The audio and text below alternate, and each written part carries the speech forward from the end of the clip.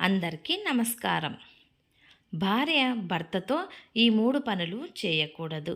భార్యాభర్తలు ఇద్దరూ తప్పకుండా చూడవలసిన వీడియో ఇది. హిందూ సాంప్రదాయం ప్రకారం భర్త జీవితంలో భార్య పాత్ర కేవలం ఒక తోడుగా మాత్రమే కాదు, ఆమె ఆ ఇంటి అదృష్టానికి ప్రధాన కారణం.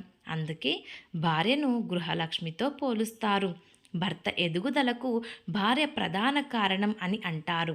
అలాగే భార్య ప్రవర్తన సరిగా లేకపోతే పతనానికి కారణం అవుతుంది. పురాణాల ఒక రహస్యమైన విషయం దాగి ఉంది.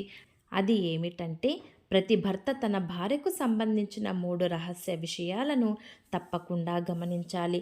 ఈ 3 విషయాలను ఎవరైతే అర్థం చేసుకుంటారో వారు తమ జీవితంలో ఎన్నడూ దారిద్ర్యాన్ని చూడరు. ఈ రహస్యాలను సాక్షాత్తు శ్రీకృష్ణ పరమాత్ముడు రుక్మిణీదేవికి స్వయంగా వివరించాడు. భార్యాభర్తల మధ్య గొడవలు రావడం సాధారణమైపోయింది.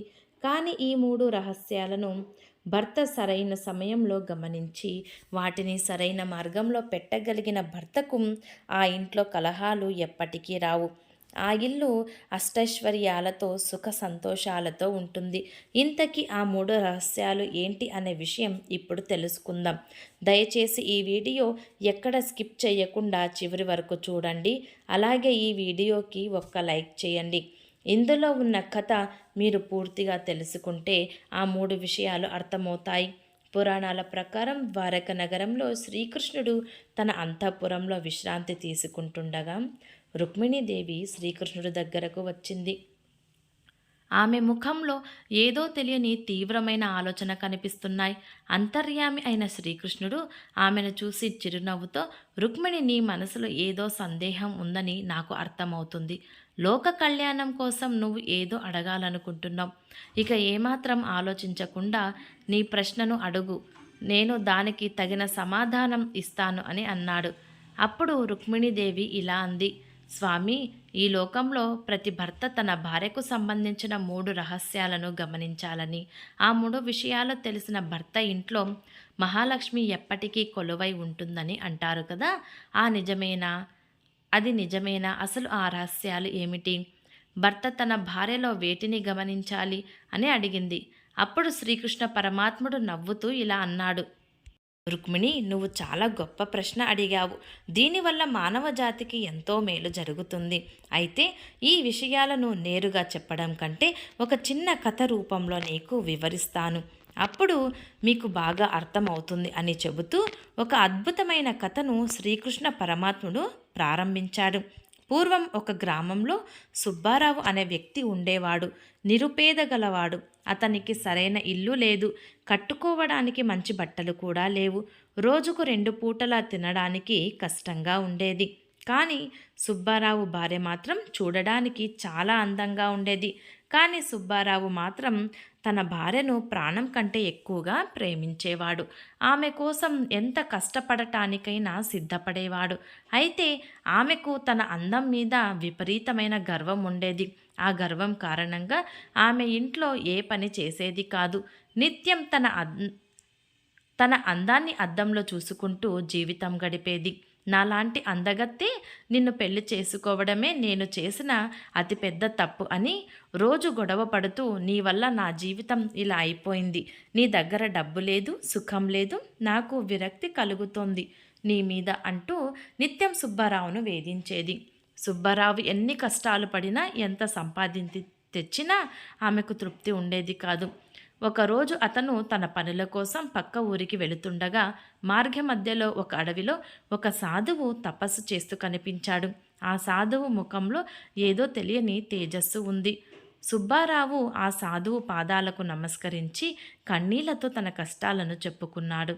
స్వామి, నేను పుట్టినప్పటి నుంచి కష్టాలే అనుభవిస్తున్నాను. నా భార్య నన్ను అస్సలు గౌరవించడం లేదు. ఇంట్లో ఎప్పుడూ గొడవలే తప్ప ప్రశాంతత అనేది లేదు.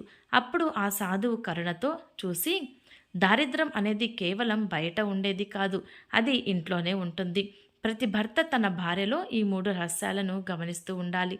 ఆ 3 రహస్యాలు తెలిసినప్పుడు మాత్రమే ఒక మనిషి తన దారిద్రాన్ని పోగొట్టుకోగలడు అని చెప్పాడు. ఆ 3 విషయాలు ఏమిటో చెప్పమని సుబ్బారావు కోరగా, సాధువు అతనికి మరో కథను చెప్పడం మొదలుపెట్టాడు. ఒకప్పుడు ఒక పెద్ద రాజ్యంలో ఒక చాలా ధనవంతుడు ఉండేవాడు. అతను ఆ దేశంలోనే అత్యంత ధనవంతుడు. అతనికి అపారమైన సంపద, ఏనుగులు, గుర్రాలు ఉండేవి. అతని భార్య కూడా అతన్ని చాలా గొప్పగా ప్రేమించేది. వారిద్దరి మధ్య ఉన్న అన్యోన్యతను చూసి ఆ ఊరి జనం అసూయపడేవారు. ఆ భార్య ప్రతిరోజు సాయంత్రం వేళ ఇంటి ముందు దీపం వెలిగించి మహాలక్ష్మిని పూజించేది. అయితే కొంతమంది ఆమెను చూసి అసూయపడేవారు, ఎగతాళి చేసేవారు. కానీ ఆమె ఎవరి మాట వినకుండా తన ధర్మాన్ని పాటించేది. ఆమె భర్త కూడా ఆమెను ఎప్పుడూ ఏ విషయంలోనూ అడ్డుకునేవాడు కాదు. ఆ ఇల్లు ఎప్పుడూ మహాలక్ష్మితో కలకలలాడుతూ ఉండేది. ఈ విషయం తెలుసుకున్న ఆ దేశ రాజు ఆ దంపతుల మధ్య ఉన్న ప్రేమ నిజమైనదా లేదా కేవలం సంపద కోసం అని పరీక్షించాలని రాజు నిర్ణయించుకున్నాడు. రాజు మొదట ఆ ధనవంతుడిని పిలిపించి, నీ భార్యను నువ్వు చంపేస్తే నేను నిన్ను విషయం తెలుసుకున్న ఆ దేశ రాజు ఆ దంపతుల మధ్య ఉన్న ప్రేమ నిజమైనదా లేక కేవలం సంపద కోసమని పరీక్షించాలని రాజు నిర్ణయించుకున్నాడు. రాజు మొదట ఆ ధనవంతుడిని పిలిపించి, నీ భార్యను నువ్వు చంపేస్తే నేను నిన్ను ఈ రాజ్యానికి సేనాధిపతిని చేస్తాను, ఇంకా అపారమైన సంపద నీకు ఇస్తాను అని ఆశ చూపాడు. దానికి ఆ ధనవంతుడు ఏమాత్రం ఆలోచించకుండా, నాకు ఈ పదవి వద్దు, సంపద వద్దు. నా భార్య నాకు ప్రాణం. ఆమె లేని జీవితం నాకు శూన్యం. ఆమె వల్లే నా ఇంట్లో ఈ సంపద ఉంది. ఆమెను చంపడం అంటే నా లక్ష్మిని నేనే చంపుకోవడం అని చెప్పి తిరస్కరించాడు. రాజు ఆశ్చర్యపోయి ఆ తర్వాత అతని భార్యను రహస్యంగా పిలిపించాడు. ఆమెకు ఒక విషపూరితమైన కత్తిని ఇచ్చి, నువ్వు నీ భర్తను చంపేస్తే నిన్ను ఈ రాజ్యానికి రాణిని చేస్తాను, నీకు కావలసినంత సేవకులను ఇస్తాను అని చెప్పాడు. అయితే ఆమె ఆ ప్రతిపాదనకు ఒప్పుకుంది. నా భర్త వల్ల నేను ఎప్పుడు పద్ధతిగా ఉండాల్సి వస్తుంది, భర్త మాటే వినాలి అని ఎప్పుడు ఆంక్షలు పెట్టేవాడు. కానీ నాకు స్వేచ్ఛ కావాలి, ఈ సంపద అంతా నాకే దక్కుతుందంటే నేను తప్పకుండా నా భర్తను చంపుతాను అని చెప్పింది. ఆమె మనసులో ఉన్న స్వార్థాన్ని చూసి రాజు ఆశ్చర్యపోయాడు. అప్పుడు ఆ సాధువు సుబ్బారావుతో ఇలా అన్నాడు, చూశావా, పైకి కనిపించే ప్రేమ అంత నిజం కాదు. ఒక స్త్రీ లోపల ఏముందో తెలుసుకోవడమే భర్తకి ఉండవలసిన మొదటి రహస్యం. భార్యకు భర్తపై ఉన్న నిజమైన భక్తి మరియు ప్రేమ. ఒక భార్య తన భర్తను ఎలా గౌరవిస్తుంది, అతని కష్టాల్లో ఎలా తోడుంటుంది అనే దాన్ని బట్టి ఆమె ప్రేమను అంచనా వేయాలి. చాలామంది భార్యలు భర్త సంపాదిస్తున్నంత కాలం ప్రేమగా నటిస్తారు. కానీ భర్తకు కష్టం వచ్చినప్పుడు, సంపాదన తగ్గినప్పుడు అతన్ని తక్కువ చేసి మాట్లాడడం, ఇతరుల ముందు అవమానించడం చేస్తారు. అలాంటి భార్య ఉన్న ఇంట్లో లక్ష్మీదేవి ఎప్పుడూ నిలవదు. భర్త సంపాదన తక్కువైనా అతన్ని గౌరవిస్తూ ఉన్నదానిలో తృప్తిగా సంసారాన్ని నడిపే భార్య ఉన్న ఇంటికి అదృష్టం దానంతట అదే వస్తుంది. భర్త ఈ విషయం గమనించాలి. అది ఏమిటంటే, తన భార్య నిజంగా తనను ప్రేమిస్తుందా లేక తన సంపదను ప్రేమిస్తుందా అనే విషయాన్ని తప్పకుండా గమనించాలి. రెండవ రహస్యం ఏమిటంటే, భార్య గృహలక్ష్మిగా తన బాధ్యతలను ఎలా నిర్వర్తిస్తోంది అనేది గమనించాలి. ఇంటిని శుభ్రంగా ఉంచుకోవడం, దైవచింతన కలిగి ఉండడం, అనవసరమైన ఖర్చులు చేయకుండా సంపదను పొదుపు చేయడం, కోపాన్ని అదుపులో ఉంచుకోవడం, ముఖ్యంగా సోమరితనం ఉండకూడదు. పురాణాల ప్రకారం ఏ ఇంట్లో అయితే స్త్రీ ఉదయాన్నే నిద్రలేచి ఇంటిని శుభ్రం చేసి ఇంటి ముందు ముగ్గు వేసి దీపం వెలిగిస్తుందో ఆ ఇంట్లో దారిద్ర్యం ఉండదు. స్త్రీ ప్రవర్తనే ఆ ఇంటి ఆర్థిక స్థితిని ప్రభావితం చేస్తుంది. ఇక మూడవ రహస్యం ఏమిటంటే, భార్య యొక్క నిజాయితీ మరియు నమ్మకం. భార్య తన భర్త పట్ల ఎంతవరకు నిజాయితీగా ఉంది, ఆమె ఆలోచనలు ఎలాంటివి అనేది భర్త తప్పకుండా తెలుసుకోవాలి.